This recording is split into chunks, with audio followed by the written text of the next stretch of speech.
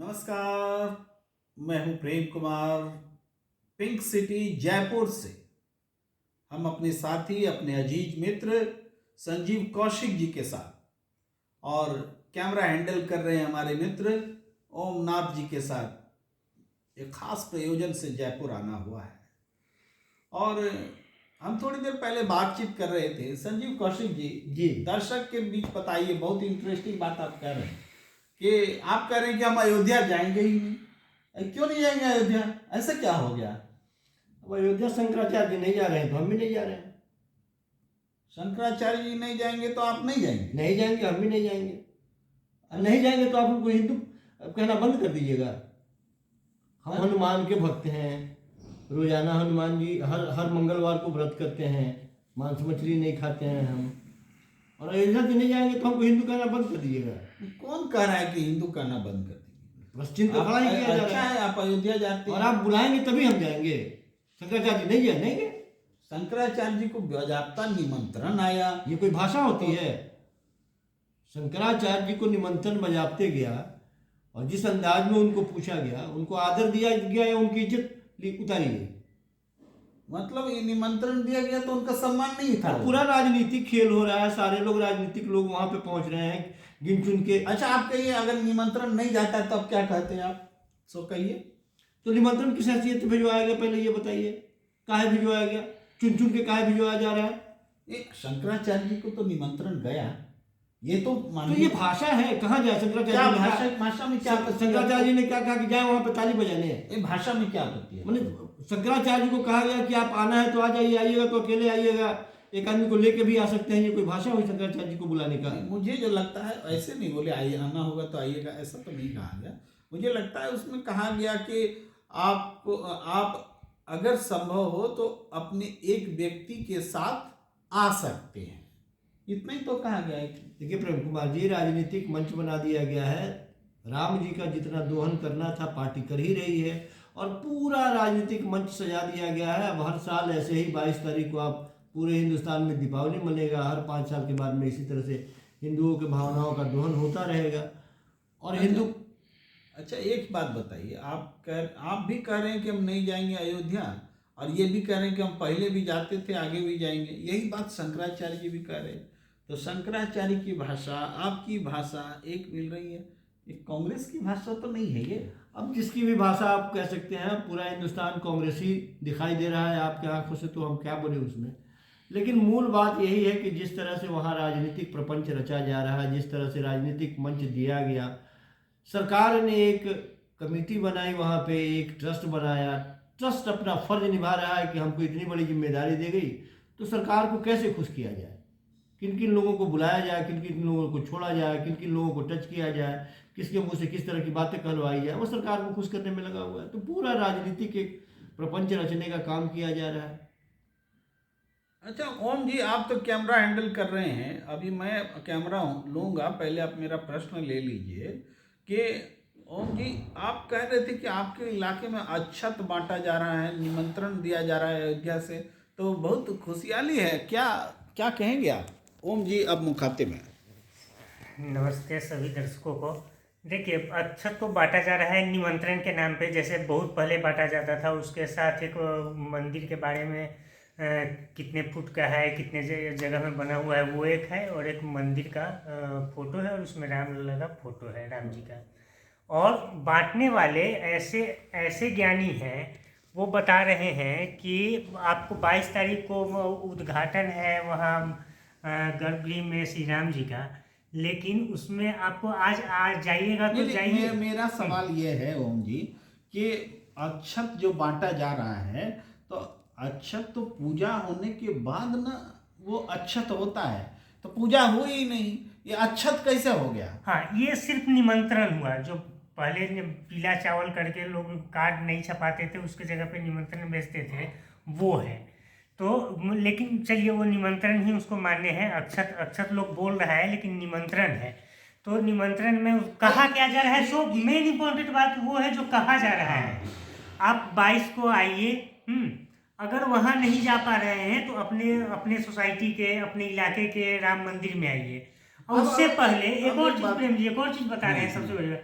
वहाँ पे अयोध्या में खबर है कि बाहर के जो लोग हैं जिनका माने वहाँ पे है वो रुक नहीं सकते हैं उस दिन, और एक निमंत्रण भी आप बुला रहे हैं। तो ये अगर कहीं भगवान के यहाँ भेदभाव किस बात का, किसी को काट, किसी को अक्षत, किसी को कुछ नहीं। नहीं, आप ये बताएं हाँ। ना, ये निमंत्रण से आप खुश हैं? पब्लिक को बिल्कुल जो नहीं, दिया जा रहा है। वहाँ जाने के लिए आदमी मतलब- हमेशा तैयार रहेगा। मतलब हाँ। आप भी फूफा बन गए? नहीं, फूफा बनने की बात नहीं है, फूफा बनने की बात नहीं है। ब्याह हो रहा है, देखिए, समारोह हो रहा है और फूफा बन गए। ये एक पार्टी का कार्यक्रम हो गया है और इसको झूठ मूठ का ट्रस्ट का नाम और इसका नाम दिया जा रहा है। संजीव जी तो पार्टी फूफा है। बने ही हुए, बोले अयोध्या नहीं नहीं, जाएंगे, बहाना नहीं, लगा के जाएंगे, हम शंकराचार्य तो घर जाते हैं तो अयोध्या और होते हुए जाते हैं। आप कह रहे हैं कि निमंत्रण हम देने तो का घर तरीका- जाते हैं तो अयोध्या होते जाते हैं, निमंत्रण देने जब का तरीका नहीं प्रश्न है। लेते समय थोड़ा चुप हो जाएंगे। बिल्कुल, बिल्कुल। अरे आप कह रहे हैं कि निमंत्रण देने का तरीका ठीक नहीं है, तो निमंत्रण अब कैसे दिया जाए? आपको आपत्ति है कि निमंत्रण भी दे रहे हैं, साथ साथ बोल रहे हैं कि अगर आप आ नहीं सके तो हम आ नहीं सके, आपको कैसे मालूम है? हाँ, यही ना आप कह रहे यही हैं। बोला जा रहा है। हाँ, ये आम आदमी का है। शंकराचार्य जी को जो जैसे बोला गया वो आप बता ही दिए, दर्शक ये समझ ही रहे हैं। लेकिन राम से किसी को द्वेष नहीं है। वहाँ एक जैसे हाईजैक हो रहा है तो लोग कहते हैं कि राम को कौन हाईजैक करेगा। राम को हाईजैक नहीं करेगा। उस समय को वहाँ पे जो दृश्य होता सबसे बेहतर होता कि ओपन टू ऑल होता, जो इच्छा से हैं वो आ सकते थे, न किसी को निमंत्रण जाता, किसी को नहीं, क्योंकि अच्छा। भगवान के यहाँ कोई निमंत्रण से बिल्कुल। संजीव कौशिक जी के पास हम जाना चाहते हैं। पहले सवाल ले लेते हैं, कैमरामैन अब संजीव कौशिक जी हैं, उनसे भी हम कैमरा लेते हैं वापस, फिर से ओम जी के पास जाएगा कैमरा। तो लेकिन सवाल ले लेते हैं। कौशिक जी, देखिए बहुत सारी बातें अयोध्या को लेकर के होने लगी हैं और राम जी की आ रहे हैं, दिवाली भी मनेगी, एक और दिवाली मनाने की परंपरा बन रही है। अब देश में 2 दिवाली मना करेगी, तो क्या कहेंगे आप? मनाइए 2 मनाइए 4 मनाइए। देखिए ये लोग, आपने देखा होगा प्रेम जी, जिस समय कोरोना का काल हुआ था उस समय प्रधानमंत्री जी कभी ताली बजवाते थे, कभी थाली पिटवाते थे, कभी मोमबत्ती जलवाते थे, कभी टॉर्च जलवाते थे। दरअसल वो इसी बहाने देखना चाहते थे कि देश के लोग जो हैं किस तरह से उनके झांसे में आए हैं, या फिर वो आए हैं या वो प्रभाव उनका खत्म हो गया है। अब ये लगातार चलेगा इसी तरह से। दीपावली कब मनाएंगे? दीपावली के रोज मनाएंगे, 22 तारीख को कहाँ मनाएंगे? मंदिर पूरा तैयार नहीं हुआ, बनाइए, देश की मंदिर जनता पूरा बनाएगी मोदी जी के कहने से। मंदिर पूरा तैयार नहीं हुआ। बहुत सारे लोग बता रहे हैं कि वो शुभ मुहूर्त भी बेहतर नहीं है, लेकिन आनंद फानंद में चूंकि आपकी निगाहें कहीं और है। कहीं और से मतलब 24 का इलेक्शन, और क्या? 24 तो आ गया, तो बस कहाँ इलेक्शन हो रहा है? इलेक्शन की ही बात तो है, आने वाले दिनों में इलेक्शन होने वाला है। अच्छा, आप ये कहिए कि ये राम मंदिर का जो पूरा ये है आयोजन है, थोड़ा पहले होता तो आप कहते 5 राज्य का इलेक्शन, फिर अगर कुछ बाद में होगा तो फिर आने वाला इलेक्शन होगा वो इलेक्शन तो देश में उत्सव है ही, उत्सव होता ही रहता है इलेक्शन का। उसमें एक और उत्सव आ गया तो क्या दिक्कत है? कोई एतराज नहीं है। राम का उत्सव तो हमेशा होता रहना चाहिए हिंदुस्तान में, लेकिन मूल बात यही है कि देश की जनता जिस तरह से पिसती हुई दिखाई दे रही है उसकी बात कोई नहीं कर रहा है। आप केवल राम के नाम पर जयकारा लगवाने के लिए लोगों को तैयार हो रहे हैं, और लोग तरह तरह के कहाँ से, मैं देख रहा था आज जनकपुर से एक गाड़ी चली है जिसमें कुछ आभूषण लेके, कुछ अक्षत लेके, वहाँ से कलेवा लेके वो गाड़ी चली है, और वो जगह जगह पूरे हिंदुस्तान में परिक्रमा करते हुए वो बॉर्डर साइड से आते हुए दिखाई दे रही है हमको।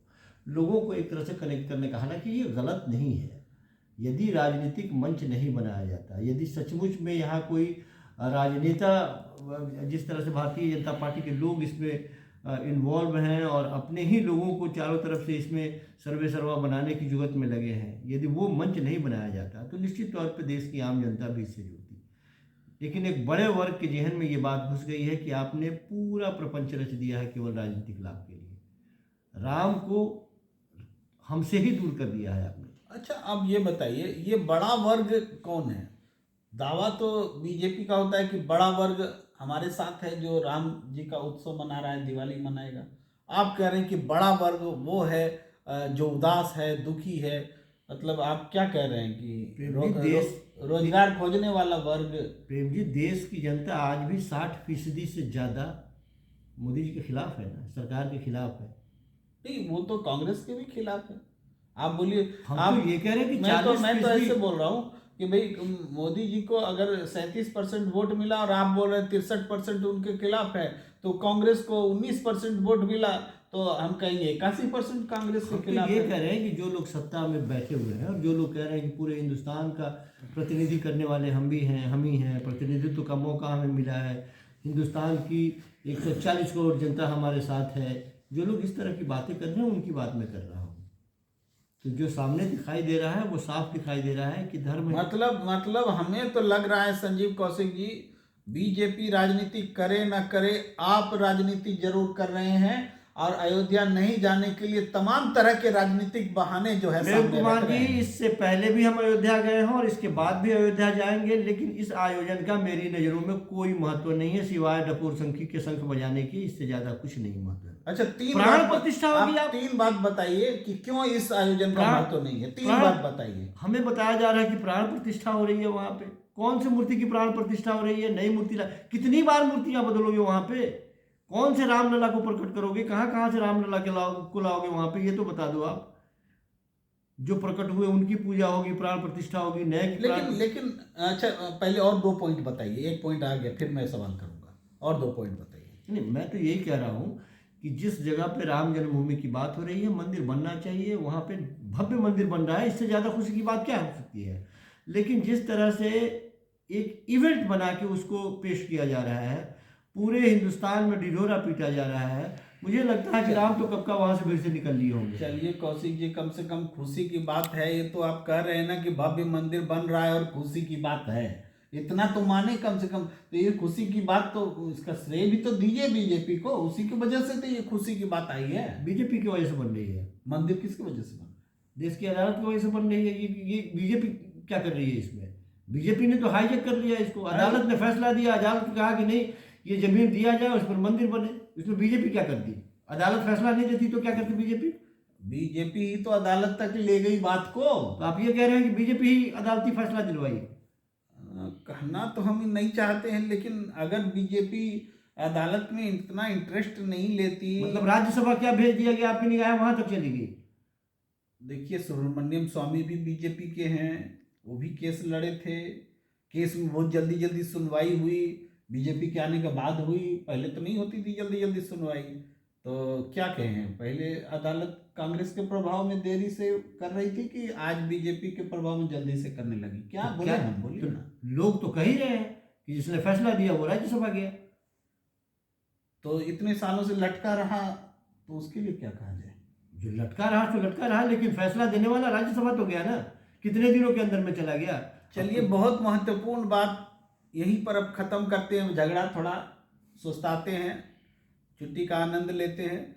दर्शकों, आपको थोड़ी सी भी बात समझ में आई होगी इस बातचीत से, पूरी बात समझ में आ रही होगी कि झगड़ा कितना बड़ा है। ये झगड़ा इतनी जल्दी खत्म होने वाला नहीं है, ये भारत में महाभारत है। तो सोइए, आराम कीजिए, हम भी चले। गुड नाइट, बाय बाय, शुभ रात्रि।